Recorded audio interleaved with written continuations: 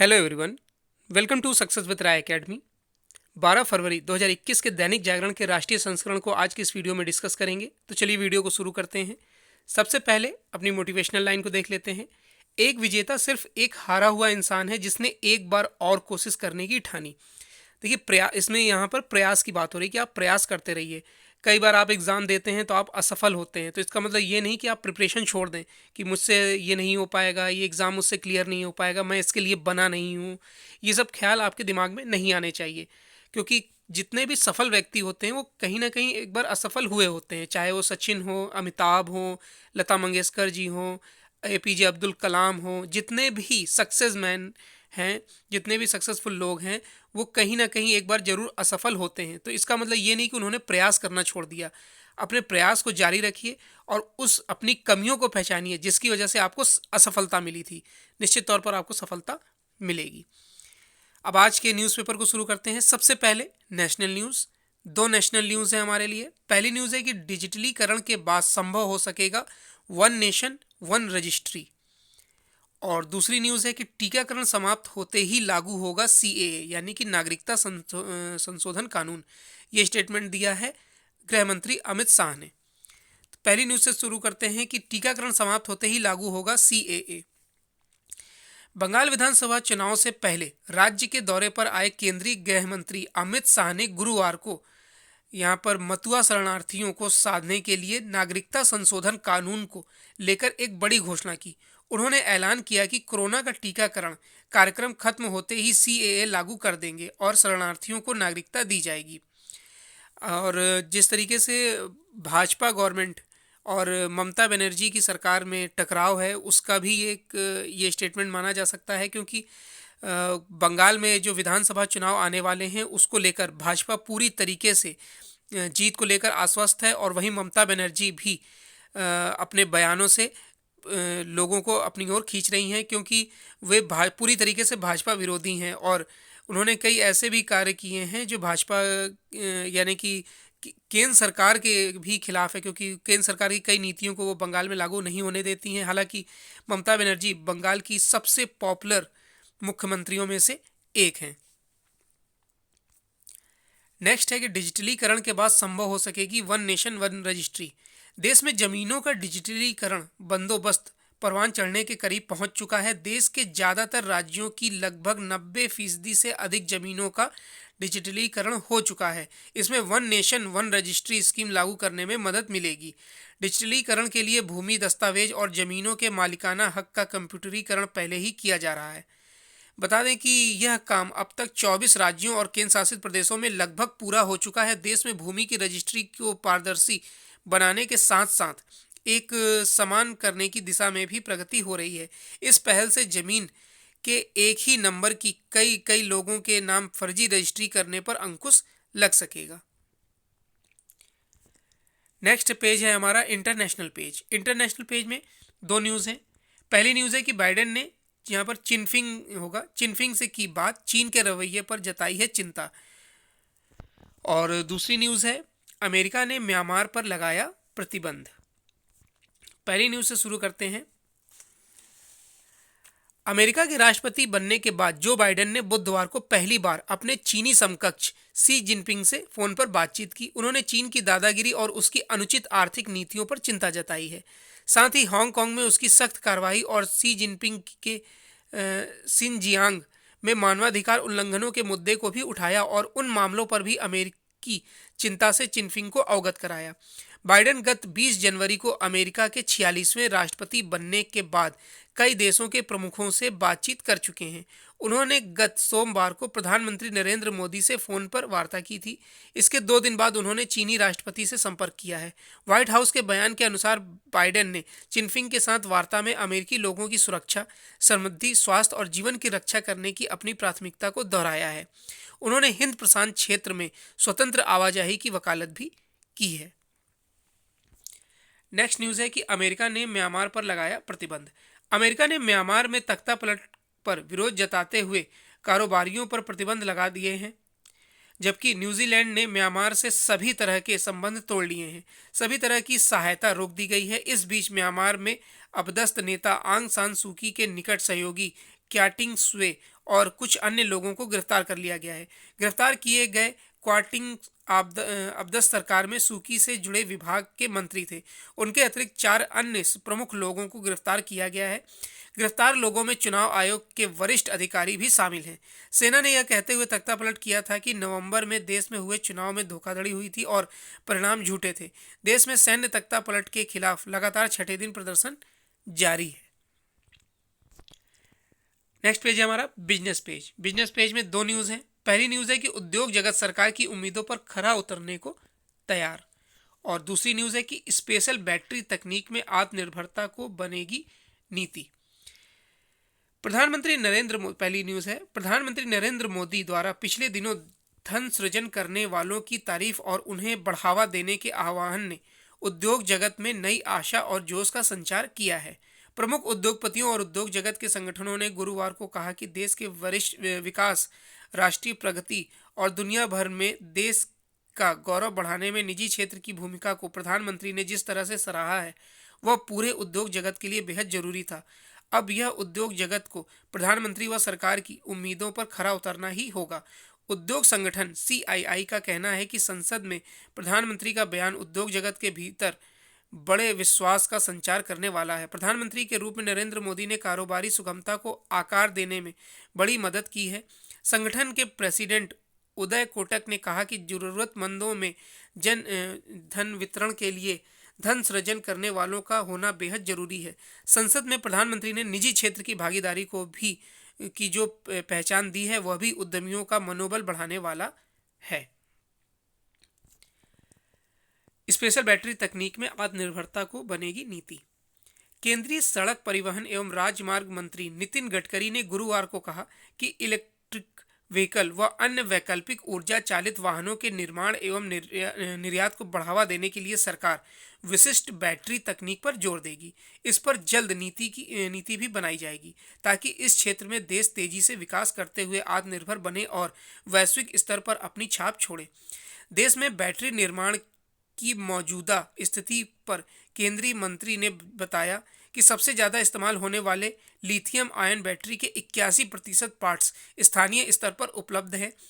यह भारत के लिए बड़ी बात है। उन्होंने कहा कि लिथियम आयन बैटरी के वैश्विक बाजार में चीन की हिस्सेदारी 51% के करीब है। इसका मतलब है कि भारतीय उद्योग के लिए अब भी 49% क्षेत्र खुला है।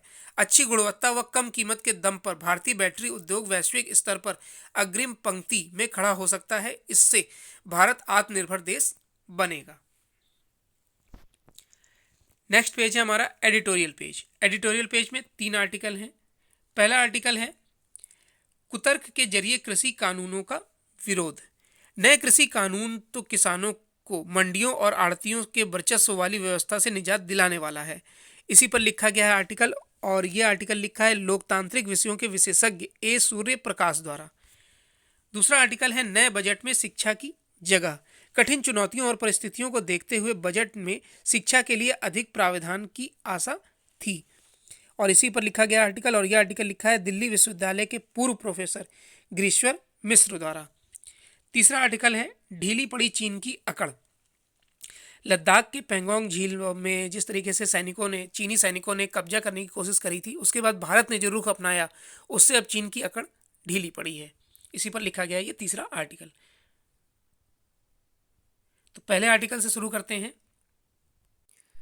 देखिए, आजकल लगभग रोज कृषि कानून से रिलेटेड एक आर्टिकल आता ही आता है, तो इस समय ये इम्पोर्टेंट टॉपिक बना हुआ है। मोदी सरकार ने नए कृषि कानूनों पर तकरार जारी है। इन तीनों कानूनों के समग्र आकलन से यही सार निकलेगा कि उनका विरोध तार्किक आधार पर न होकर राजनीतिक संकीर्णता के चलते हो रहा है। इन कानूनों का मकसद किसानों को सशक्त कर उन्हें बाजार से जोड़ना है। इन प्रक्रिया में यह भी सुनिश्चित किया गया कि न्यूनतम समर्थन मूल्य यानी MSP और मंडी समितियों पर भी कोई आंच नहीं आएगी। इसमें पहला कानून किसान उपज व्यापार एवं वाणिज्य अधिनियम 2020 है। यह किसानों को अपने क्षेत्र में कृषि उत्पाद विपणन समितियों यानी APMC से इतर अपनी उपज बेचने की आज़ादी देता है। इसमें एक अन्य धारा के अनुसार किसानों के साथ लेन देन वाले करने वाले व्यापारी को उसी दिन या अधिकतम 3 कार्य दिवस में किसानों को हर हाल में भुगतान करना होगा। यह कानून केंद्र सरकार को समयबद्ध विवाद निस्तारण के लिए कृषि उपज मूल्य सूचना एवं बाजार आसूचना तंत्र विकसित करने की गुंजाइश देता है। इस कानून में जहां किसानों को स्थानीय एपीएमसी या उससे इतर विकल्प चुनने की आज़ादी है, वहीं व्यापारियों के लिए किसानों को उनकी उपज का तय समय पर भुगतान सुनिश्चित करने का प्रावधान है। दूसरा कानून मूल्य आश्वासन एवं कृषि सेवा अधिनियम 2020 है। यह कानून कृषि उत्पादों को के कारोबारियों, निर्यातकों एवं पूर्व निर्धारित कीमत पर फसल के अग्रिम अनुबंध का अधिकार प्रदान करता है। इसकी धारा 3(1) के अनुसार किसान अपनी उपज के लिए लिखित अनुबंध कर सकते हैं। यह अनुबंध अधिकतम 5 वर्षों के लिए किया जा सकता है। यह कानून का सबसे महत्वपूर्ण अंश है और इसमें जमीन के किसी भी प्रकार के सौदे का उल्लेख नहीं है। तीसरा कृषि कानून आवश्यक वस्तु अधिनियम 1955 में संशोधन से जुड़ा है। इसमें प्रावधान है कि खाद्य उत्पादों की आपूर्ति केवल असाधारण परिस्थितियों में ही नियंत्रित की जाएगी, यानी युद्ध, अकाल, भारी मूल्य वृद्धि और विकराल प्राकृतिक आपदाओं में ही ऐसा हो सकेगा। आखिर ऐसी किसी भी पहल से आपत्ति क्यों है? वास्तव में ये कानून किसानों और कारोबारियों के पुरातन व्यवस्था से मुक्ति दिलाते हैं। यह प्रतिस्पर्धा को बढ़ाते हैं ताकि किसान स्थानीय बाजार के मोहताज ना बने रहें।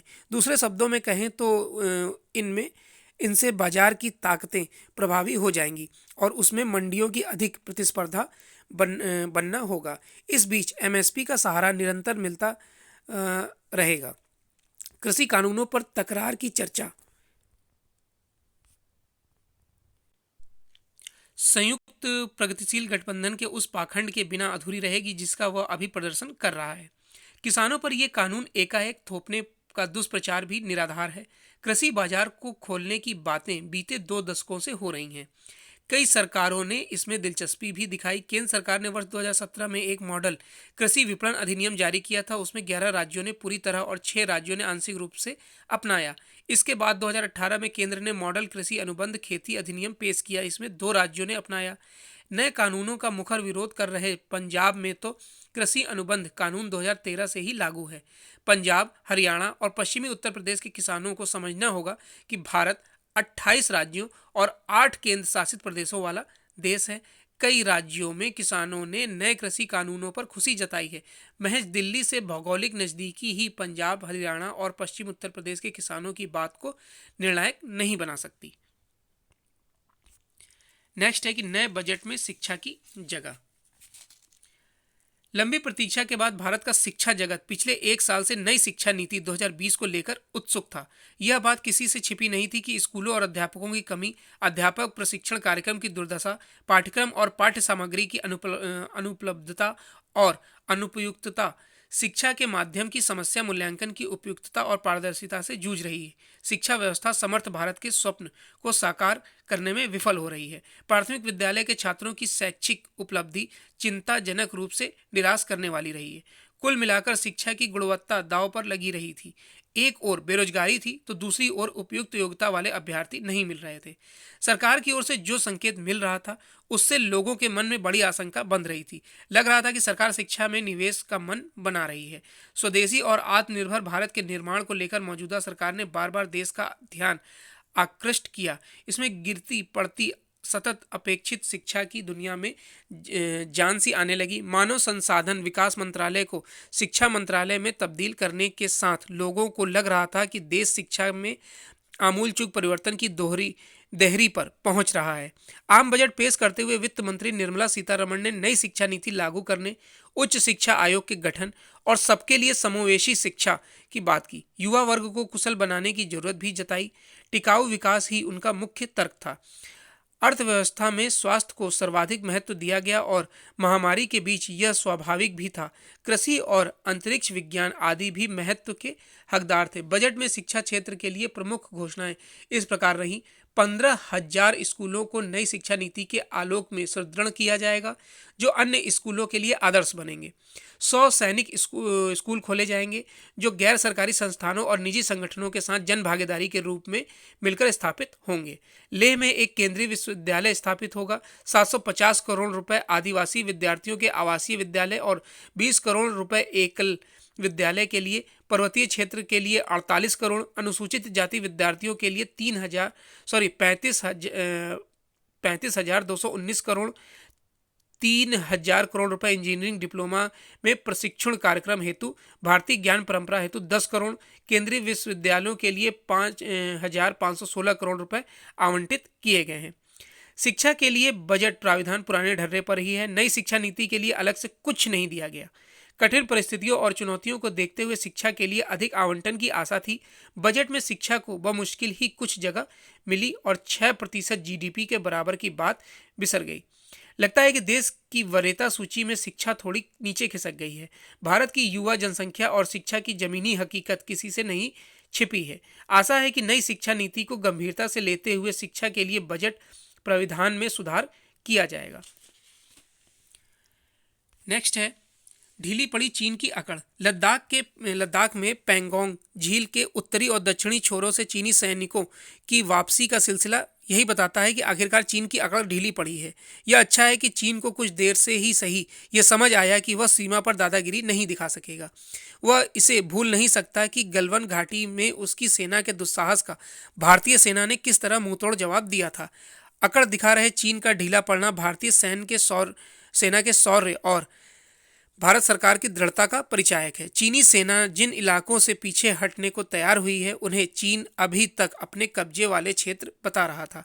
साफ है कि उसके झूठ का भी पर्दा फांस हुआ है, क्योंकि अभी इसी पर सहमति बनी है कि पैंगोंग झील के छोरों से दोनों देशों की सेनाएं पुरानी स्थिति में लौटेंगी। इसलिए भारत को सतर्क रहना होगा।